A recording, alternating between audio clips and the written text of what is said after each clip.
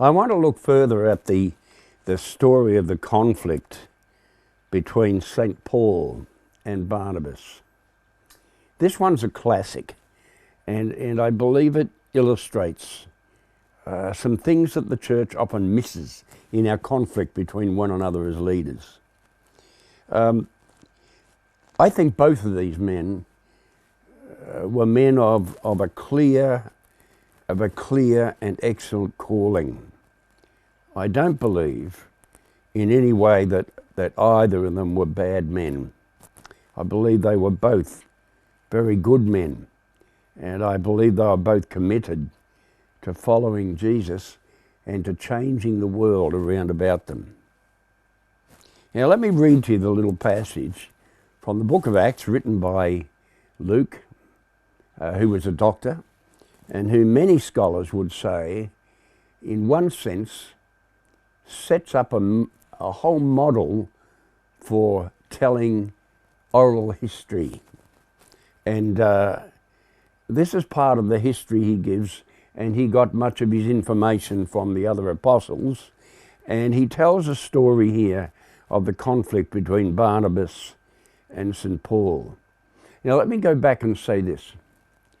Barnabas early on was seen by the emerging radical Christian community as being a man to work with St. Paul, the great apostle. And in fact, at one stage, one of the church groups gathers around and, believing they've heard a message from God, they actually appoint Paul and Barnabas to go outside into the Gentile world and to tell the story of Jesus and the values and the transformation that he brought to their lives.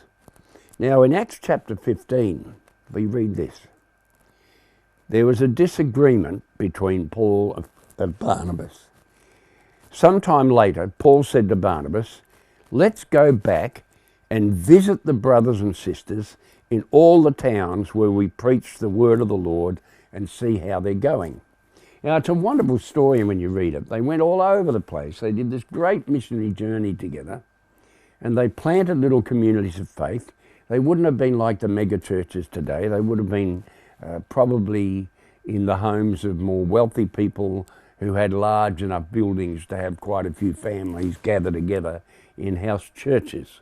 Now, those communities would have had many poor people, sometimes even slaves, but it probably took some people with some status and with possessions in the Roman situation to actually provide a space where they could meet together regularly in churches.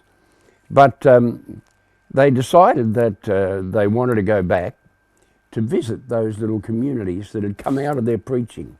And if we go back and read the earlier chapters in Acts, we find that it's an amazing, exciting story, because some towns they went to, they got some Jewish folks who didn't want to accept Jesus being the Messiah that they were looking for.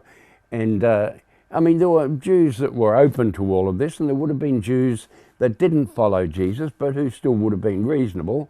But like in every culture, whether it's American culture, Jewish culture, whether it's Islamic culture, or whether it's Hindu culture, or whether it's even Buddhist culture, such as we see in the country at present that we used to know by a different name, Burma. Even there, you've got Buddhists who we usually think of as being peaceful people who've been carrying out quite terrorist acts against Muslim tribal people in that country we once called Burma. Well, there's conflicts all over the place, but in some of the towns where Paul and Barnabas preached, there were some really angry Jewish people, and this is not meant to be an anti-Semitic statement against the Jews, but like I say, it happens in every culture. But in some cases, they were driven out of town. I mean, it's a very, very interesting story of the proclamation of a new religion causing huge division. And these guys' lives were probably at risk together. And they were both very courageous blokes. interns or fellows or whatever term you use in your country for men. They were brave characters, and they put their lives at risk, and as I say, were even driven out of towns. Not only that, but if we take this account as true, the impact of their lives was such on others that it would appear that they produced miracles, actually saw amazing things happen. Now, depending whether you're a rationalist and you don't believe in the supernatural or not, what we do know is that somehow or other the works that they did caused amazement and were certainly seen as miracles by the people of that time. I tend to be one that believes miracles do happen and think I've seen some, so I'm not doubtful about that. But whatever, obviously they were a powerful team together. And obviously they were tight and were leaders that could work together, because they went to many places over quite a few years to establish these communities of faith. But when Paul said, let's go back and visit the places we've already been to, then Barnabas said, I want to take John Mark with us. Now here is a story. Now John Mark was a guy who went on one of their earlier journeys, and John Mark, when they went through some of the areas at that stage in the Roman Empire where it was pretty dangerous, where there were brigands and where your life was at risk, John Mark, he got cold feet, to use the old saying, and he quit. He quit the team. And Paul was pretty tough about this. So when Barnabas said, I want to take John Mark with us, even though he dropped out last time, St. Paul got really quite shirty about it, and he said, well, I'm not happy to take John Mark with us. He said, I don't really believe we should take him, because last time we took him, he let us down and he dropped out. And Barnabas, it said, and Paul had a sharp disagreement. Now this disagreement was so great between these two apostles, remember, who'd done miracles together, who'd planted churches together, who'd been appointed by the churches as being legitimate, special, pioneering team. They had such a fallout that it says they parted company. And as far as we can find in the rest of the book of Acts, they never got back to team together again. From that point on, Barnabas went his way, and he had some people that went with him on his missionary journeys. And St. Paul went his way and took other people with him on those journeys. Now, here's the fascinating thing.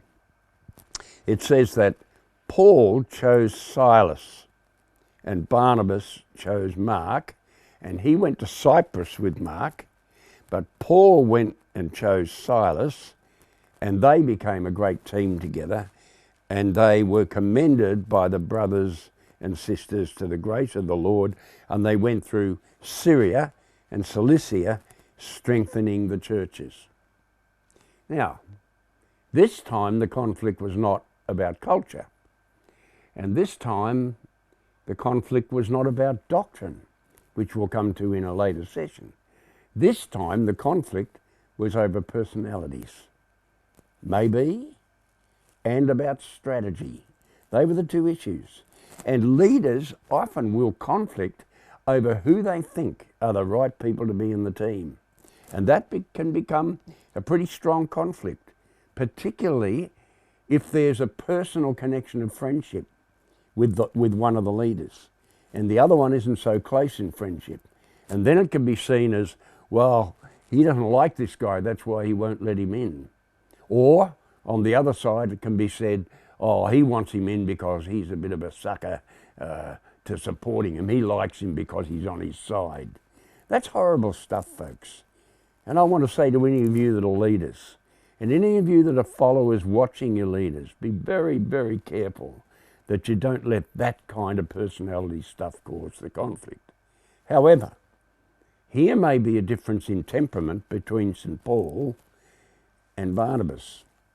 And here may be a difference in the giftedness of these two men, and that will come up later on in another session where we look at how it is that gifts and callings can cause conflicts between people who see the world through the lens of what God has shown them to do, and they don't understand how it's seen through the lens of somebody else with a different calling and a different gift.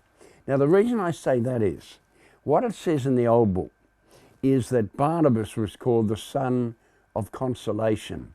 Now, there are several words using, and you can look up a few different translations if you like. Go to the book of Acts, and you'll find that there are different ways of expressing this word. But basically what it means is that Barnabas, as many people in that culture, had a name that suited his temperament and his style and his personality.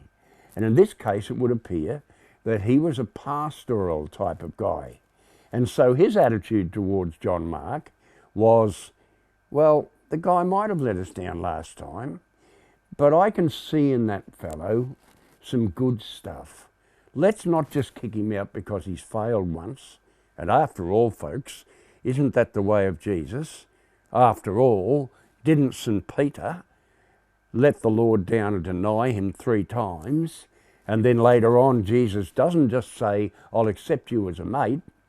He says to him, do you love me, Peter? And he says yes. And he asks him 3 times, using 2 different words in the Greek.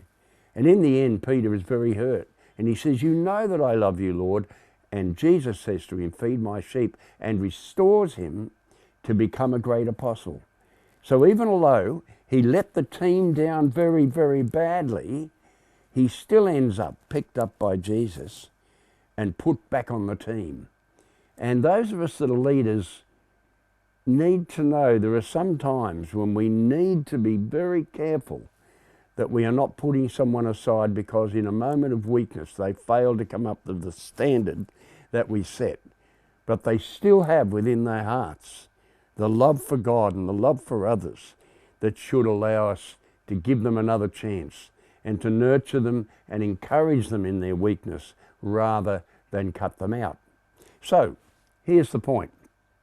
Later on, when Paul is close to death and he's in prison and he's awaiting execution, he writes to a young man called Timothy, who he's appointed as the leader of the church in Ephesus, which was a very significant church where Paul spent more time than he did in almost any other church in his missionary journeys. He spent some years in Ephesus, and he appoints Timothy to be the pastor of that church. And at one stage he says, I'd like some visits while I'm in prison. Here's a good one, because it actually says in the scriptures that we are to visit those that are in prison. And even Jesus said that the goats and the sheep were sorted out partly by those who could have the testimony of someone in prison saying, when I was in prison, you visited me. So it's a significant thing, prison visitation. He says, can you ask Mark to come and visit me in prison? Because he has been a great support and help to me. So I think that's beautiful, because St. Paul, who said, no way, mate, I'm not going to have him on the team, as an older man awaiting execution, has the humility and the grace to say, I saw that John Mark made it, and he became a great encouragement to me, so send him to visit me in prison. I'd love to have fellowship with him. Now, who was right? Mark or Barnabas? Now, not Mark, I mean, who was right? St. Paul or Barnabas?